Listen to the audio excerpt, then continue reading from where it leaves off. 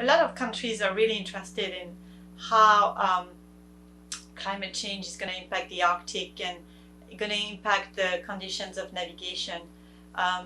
So one thing that is really interesting is how it could shorten the trip from Asia to Europe if instead of taking the south route, which is the one that shipping cargoes take currently, you could go north along Russia, or even in a few decades, if you could have like these central routes through the Arctic Ocean that would pretty much go above the North Pole.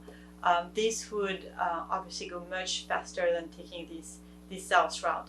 So a lot of countries are looking into this. A lot of Asian countries, China, obviously, are looking into the possibilities there. It's a long-term prospect. It's not for tomorrow, but some countries are already looking at possibly trying to build infrastructure that would support that shipping when it can really develop at a faster pace. And China in particular has integrated the Arctic. It's in its Belt and Road initiative, calling it a polar Silk Road.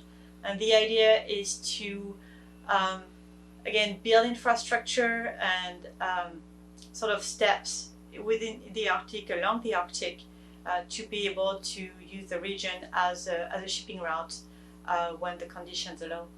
China does perceive itself as an Arctic country. It's been labeling itself a near Arctic state, which some other countries have derided, especially the countries that do have territory north of the Arctic Circle, and which are the traditional Arctic states. So there's a lot of debates on what being a near Arctic state means.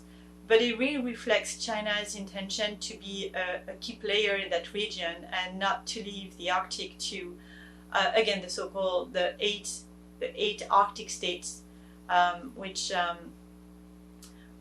have been opening the Arctic Council and more broadly discussions on the Arctic to an increasing number of other countries over the past 10-15 years. And that's not just China, who's now an observer to the Arctic Council, but also some European countries, a number of other Asian countries. There's an increasing interest in the Arctic, coming not just from China, but definitely also from China.